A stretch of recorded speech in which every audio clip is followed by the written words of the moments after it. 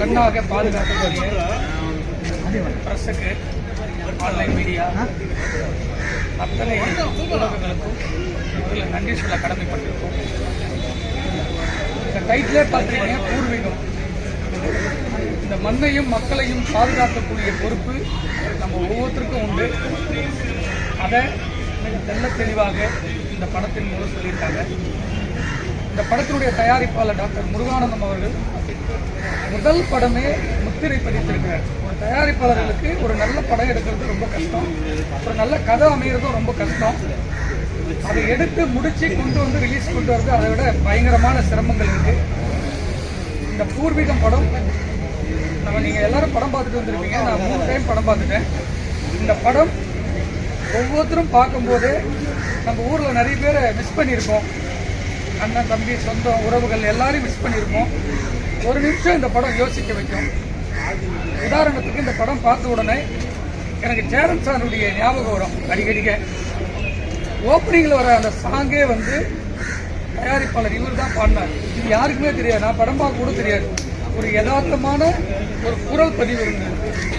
So அதை பார்க்க ஒரு இன்ட்ரெஸ்டாக இருந்தது. அதே ஞாபகப்படுத்தி பார்க்கும்போது இறந்த ராசு மதுரவன் சாருடைய ஞாபகம் வரும். இந்த படத்தை பார்க்கும்போது எல்லாருமே இன்னைக்கு கமர்ஷியல் சினிமாவுக்கு போயிட்டு இருக்க மத்தியில் இந்த பூர்வீகத்தை மிக சிறப்பாக தயாரித்திருக்கக்கூடிய முருகானந்த சார் மேலும் மேலும் படம் தயாரிக்கணும். இப்படிப்பட்ட படங்கள்லாம் வரணும். நீங்க தான் மீடியாவில் இருக்குன்னு நினைச்சா ஒரே நாளில் ஒரு பாசிட்டிவ் திங்க் எழுதுனா மக்கள் மத்தியில் போய் சேரும். எல்லாருமே வந்து பணம் போட்டு படம் எடுக்கணும்னு சினிமாக்குள்ள வந்தால் யாரும் எடுக்க முடியாது. ஒரு நல்ல படைப்பு எடுக்கணும்னு ஒரு தயாரிப்பாளர் வந்தால் தான் ஒரு மக்களுக்கு ஒரு விழிப்புணர்ச்சியை உருவாக்க முடியும். அந்த விழிப்புணர்ச்சி, ஒரு ஒற்றுமை, இது எல்லாமே இந்த படத்தில் இருக்கு. இந்த படம், இதில் இருக்கக்கூடிய டெக்னீஷியன் எல்லாமே சிறப்பாக இந்த படத்தை கொண்டு போய் ரீச் பண்ணணும். இதில் நடிச்சிருக்கக்கூடிய போஸ் வெங்கட் பார்த்தீங்கன்னா ரொம்ப யதார்த்தமாக அந்த படத்தில் நடிச்சிருப்பார். ரொம்ப யதார்த்தமாக இருக்கும். அதே போல் நம்மளுடைய ப்ரொடியூசர் அவருடைய ஓப்பனிங் சீன்லாம் பார்க்கும்போது கண்ணீர் வரும். அப்படி அளவுக்கு ஒவ்வொரு ஃப்ரேம்லையும் தன்னுடைய யதார்த்தத்தை இந்த படத்தில் இருக்கும். இந்த படத்தில் இருக்கிற எல்லாமே யதார்த்தமாக அமைஞ்சிருக்கும். இந்த மண்ணை காப்பாற்றுவதை காட்டிலும் இந்த படம் வெளியே கொண்டு வருவதற்கு மிக மிக சிரமமாக பல போராட்டங்களை பண்ணி இந்த படத்தை வெளியே கொண்டு வர. இது போல ஒரு படம் வெளியே வந்தாதான் ஒரு தயாரிப்பாளர் மட்டும் இல்லை, இதில் வேலை செஞ்சிருக்க அத்தனை பேருக்கும் ஒரு பேர் கிடைக்கும், புகை கிடைக்கும். பணம் கிடைக்கிறதை காட்டிலும் ஒரு படத்தினுடைய வெற்றி அடுத்த படத்தில் எவ்வளோனா சம்பாதிக்கலாம், கோடி கோடியாக நம்ம சம்பாதிக்கலாம். ஒரு வெற்றி படம் அமைகிறது ஒரு இயக்குனருக்கும் சரி, ஒரு தயாரிப்பாளருக்கும் சரி, ரொம்ப கஷ்டமான சூழ்நிலையில் இந்த படம் ஒரு வெற்றி படமாக அமைஞ்சிருக்கு. இந்த படம் மாபெரும் வெற்றி படமாக மக்கள் மத்தியில் கொண்டு போய் சேர்க்க வேண்டியது உங்கள் பிரஸ்ஸில் இருக்கிற அத்தனை பேருடைய கடமை. இது ரொம்ப நல்ல படம். எனக்கு சேரன் சாருக்கு அப்புறம் ஒரு யதார்த்தம் இந்த படத்தில் இருந்து இறந்த ராசமதுரவன் சாரை போல படத்தை பார்க்குறப்பல எனக்கு ஒரு ஃபீலிங் இருந்தது. இந்த படத்தில் நீங்கள் தான் அதை கொண்டு போய் சேரணும். பல சிரமங்களுக்கு மத்தியில் இந்த படம் வெளியே வருது. படத்தை வெளியே கொண்டு வரதே அவ்வளோ சிரமம் இருக்குது. திரையரங்கு கிடைக்கிறது இல்லை. காரணம், நிறைய படங்கள் வருது, யாரையும் குறை சொல்ல முடியல. அவ்வளோ சிரமத்துக்கு மத்தியிலும் இந்த படத்தை வெளியீடு செய்வதற்கு முன் வந்திருக்கக்கூடிய திரு மோகன் சார் அவர்களை வந்திருக்காரு. மோகன் சார் அவர்களை நான் ரொம்ப மதிக்கிறேன். நான் யாருன்னு பார்க்கல, இப்போ பார்த்த இவர் தான் போது இப்போ எனக்கு மகிழ்ச்சியாக இருந்தது. ஒரு ஒரு படத்தை வாங்குறதுக்கு ஆள் இல்லைங்க. ஒரு சின்ன படத்தை இதையெல்லாம் கடந்து இந்த படத்தை வெளியீடு செய்யறதுக்கு வந்திருக்காரு பாருங்க. இவர் தான் சினிமாவை நேசிக்கிறார். ஏன்னா ஒரு படத்தை பார்த்து இந்த படத்தை வெளியே கொண்டு வர நினைக்கிறார். இன்னைக்கு சினிமாவில் வந்து பணத்துக்காக இருக்கிறவங்களுக்கு மக்களுக்கு மத்தியில் ஒரு நல்ல படத்தை கொண்டு போய் சேர்க்கணும். இன்னைக்கு எல்லா படமே லாஸ். அதை மீறி ஒரு விநியோகஸ்தர் இந்த படத்தை கொண்டு போய் சேர்க்கிறாருன்னா தயாரிப்பாளர்களுக்கு மீறி சிரமத்தை ஒரு விநியோகஸ்தர்கிட்ட இருக்கு. இது பணத்துக்காக இவர் நினைச்சிருந்தாருன்னா இந்த பணத்தை வேற பெரிய ஆர்டிஸ்ட் மேல போட்டு அந்த படத்தை ரிலீஸ் பண்ணிடலாம்.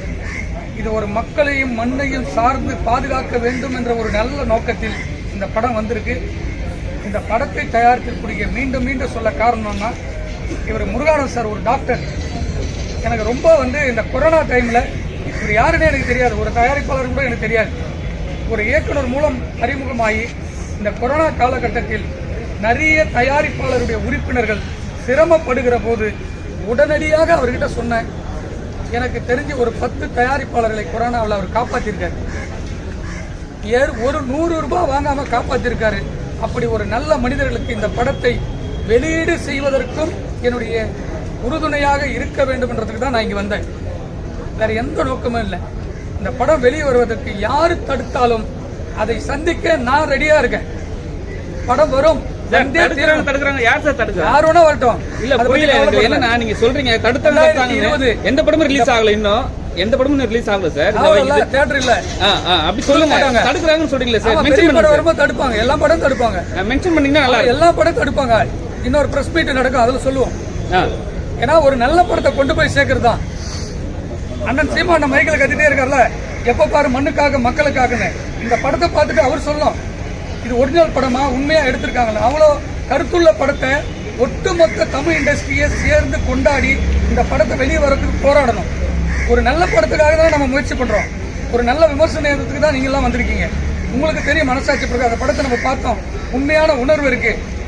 இதை தயாரிச்சருடைய நிலைமை பாருங்க. இது பணம் வரும்னு நினைச்சுதான் அந்த படம் எடுக்க வேண்டிய அவசியமே இல்லை. ஒரு நல்ல படம், நல்ல கதை, அந்த கதையை கொண்டு போய் சேர்த்தாதான் அந்த படத்துல வெற்றி அடையும். அந்த வெற்றி அடைஞ்சாதான் அந்த தயாரிப்பாளர். சரி, இப்ப என்ன பிரச்சனை உங்களுக்கு? படத்துல என்ன பிரச்சனை? படம் நல்லதா இருக்கு, வேற என்ன பிரச்சனை? பிரச்சனை அதுதான் கொண்டு போய் சேர்க்க முடியல சார். படம் சார், கதை வரி படம் சூப்பரா இருக்கு சார். கேக்குறாரு, இது வரைக்கும் தியேட்டர் கிடைக்கல. யார்கிட்ட போய் கேக்குறது? ஒரு நல்ல படத்துக்கு 100 தியேட்டர் கிடைக்கல. அதை சொல்லுங்க. தியேட்டர் கிடைக்கலன்னு சொல்லுங்க. அதை விட்டுட்டு தடை சொன்னீங்கன்னா என்ன அர்த்தம்? கொண்டு போய் சேர்க்கறது விட்டா தானே. முன்னாடி எல்லாம் பூஜை போடும்போது படத்தை ரிலீஸ் பண்ணுவாங்க. நான் அதை சொல்லல, வெளிப்படையா பேசுங்கன்னு சொன்னேன். படத்துல ஆர்டிஸ்ட் வேல்யூ இருக்கு, எல்லாம் நல்லா நடிச்சிருக்காங்க. சரியா? நீங்க அதுல போய் அப்ரோச் பண்ணலாம். நீங்க தடுக்கறாங்க மென்ஷன் அப்ரோச் பண்ணோம். நீங்க தான் சார் சொன்னீங்க. நீங்க தான் இப்ப சொன்னீங்க. சார் நீங்க தான் இப்ப நீங்க ப்ரொடியூசர் சொல்லுங்க. ஒரு படம் தயாரிப்பு முன்னாடி படம் பூஜை போட்டாவே ஒவ்வொரு ஏரியா வந்து விநியோகஸ்தர் வந்து படத்தை ஆரம்பிக்கும் போது கேட்பாங்க. இப்ப சார் அது ஆக்டர் வேல்யூ ஒன்னு இருக்குல்ல சார். ஆக்டரே இல்ல. நான் ஃபர்ஸ்ட் படம் எடுக்கும்போது ஆக்டரே கிடையாது. 9 ஏரியா வித்துட்டோம். படம் எடுக்கும் போதே வித்துட்டோம். படம் 2வது நாள்ல சன் டிவில விற்கிறோம். இப்ப வாங்குறதுக்கு யாரு கிடையாது. அப்பெல்லாம் ஷாப்பிங் மால் இல்ல சார். அப்பெல்லாம் வந்து நிறைய மால்ல வந்து தியேட்டர்லாம் இல்ல. அப்பெல்லாம் வந்து சின்ன சின்ன தியேட்டர் தான் இருந்தது. அப்ப வந்து எல்லா படத்தையும் வந்து 1 வீக் 3 டேஸ்ல வந்து ரிலீஸ் பண்ணாங்க. இப்ப வந்து அது முடியாது. உங்களுக்கே தெரியும், ஒரு டிக்கெட் 120 ரூபா கொடுத்து வராங்க, 200 ரூபாய் கொடுத்து வராங்க. அதுக்கேற்ற மாதிரி தான் அவங்க போய் உள்ள உட்காருவாங்க. உள்ள போனா 2000 ரூபாய் ஆயிட்டு மொத்தம் ஒரு ஃபேமிலிக்கும். சோ அதுக்கேற்ற மாதிரி தான் சார் வருவாங்க. நீங்க தடுக்கறாங்க சொல்ற விஷயம் இல்ல சார். ஒண்ணு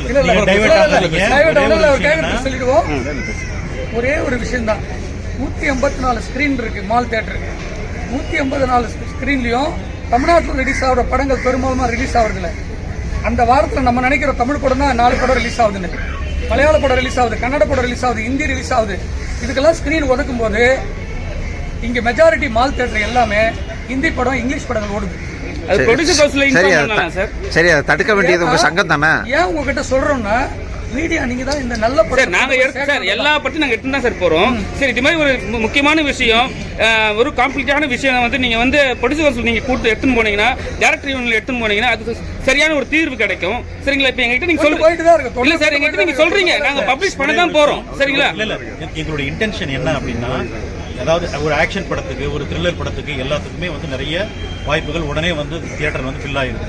பட் என்னன்னா, இந்த சப்ஜெக்டை வந்து ரொம்ப போல்டா எடுத்து மக்களுக்கு தேவையான ஒரு விஷயத்தை வந்து கொண்டு போய் நம்ம கொடுக்கும் பொழுது இந்த சப்ஜெக்ட் வந்து கொஞ்சம் தொய்வு மற்ற விஷயங்கள்லாம் இருக்கும். ஆனா கண்டென்ட்டை பொறுத்த வரைக்கும் இன்னைக்கு இருக்கக்கூடிய எல்லா வகையான மக்களுக்கும் தேவையான ஒரு ஆண், ஒரு பெண், ஒரு வயதானவர், குழந்தைகள் எல்லாத்துக்கும் தேவையான கண்டென்ட் இந்த படத்துல இருக்கு.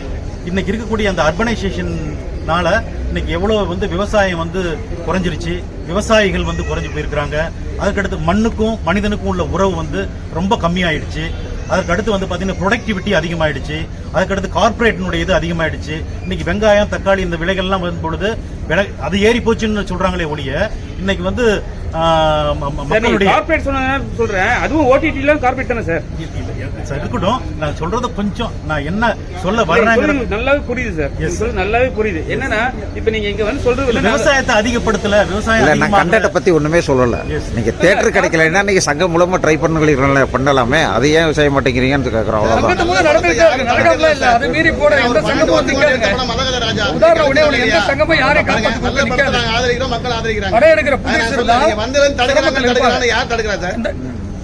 எந்த ப்ரொடியூசர் வந்து சார், நீங்க கமிட்டில இருக்கீங்க. நீங்க சங்கம் மூலம் தான் முயற்சி பண்ண முடியும், வேற என்ன செய்ய அப்படி முடியும்? கிடையாது.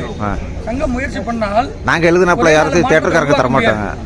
இன்னைக்கு மதகராஜா எங்களோட இன்டென்ஷன் என்னன்னா சார், டாக்டர் ஒரு நிமிஷம், மதகராஜான்னு ஒரு படம் இத்தனை வருஷம் இந்த சங்கம் நினைச்சா ரிலீஸ் பண்ண முடிச்சிருக்குல்ல, அது மாரி யார் ரிலீஸ் பண்ணார்? சுந்தர்சி வந்து நின்னாரு.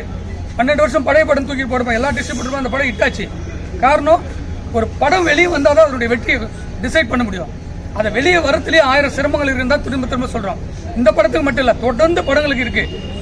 அப்ப இந்த நல்ல படத்தை கொண்டு போய் சேர்க்க வேண்டியது உங்களுடைய கடமை. அதான் எங்க எங்களோட வேலை கொண்டு போய் காட்டுறோம். இது வந்து தியேட்டர் கேட்க வேண்டியது நீங்க, உங்க பொறுப்பு, நீங்க தான் கேட்கணும்.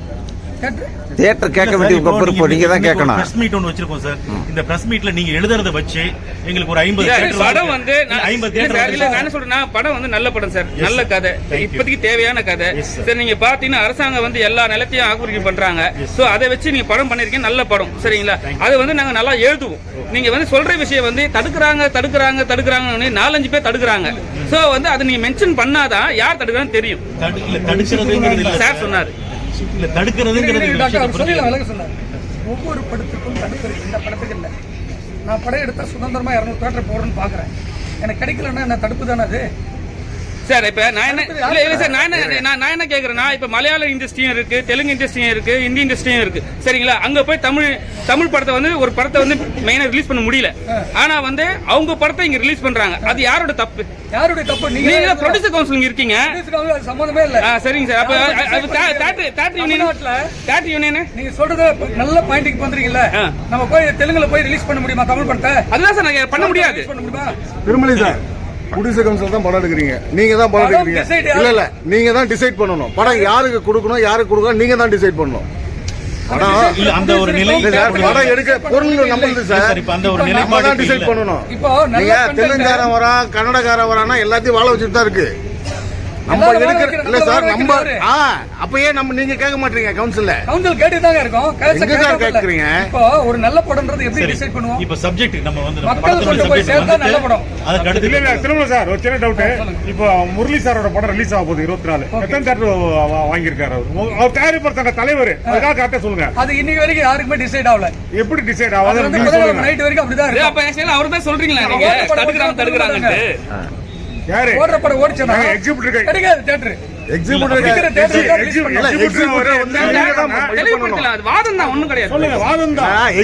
வந்து நீங்க தான் டிசைட் பண்ணணும். இந்த தியேட்டருக்கு நான் தானே படம் தரேன், அப்ப நீங்க டிசைட் பண்ணுங்க. கவுன்சில்ல டிசைட் பண்ணுங்க. முடியாது. அது எப்படி சார் பண்ண முடியாது? அப்ப எப்படி சார் சின்ன பிள்ளை வாழ்வாங்க? தமிழ்நாட்டுல அப்படி இல்ல. டிசைட் பண்றது கவுன்சில்ல இருந்துகிட்டே நீங்க எப்படி பேசுறீங்க? நீங்க பேசுறீங்க, நீங்க கமிட்டில தான இருக்கீங்க. நான் தயாரிப்பு சங்கம் டிசைட் எடுத்து ஈசி மெம்பர், நீங்க ஈசி மெம்பர் நீங்க சொல்லுங்க. என்ன பண்ணலாம்? ஒரு படம் எடுக்கிற புடிச்சு சம்பாதிக்க முடியுதா சார்? முடியல சார். ஏன் சார் நம்ம கவுன்சிலுக்கு தலையிட மாட்டீங்களா? சொல்றீங்களா? அவர் தயாரிப்பாளர் இருக்கார்ல, அப்ப நீங்க சொல்லுங்க இந்த படத்துக்கு உங்களுக்கும் பிரச்சனை வந்துச்சுல திருமலன் சொல்ல வரோம். திருமலன் சார் உங்களுக்கு பிரச்சனை வந்துச்சுல அவருக்கு சொல்லுவோம். இததான் சொல்ல வரோம்.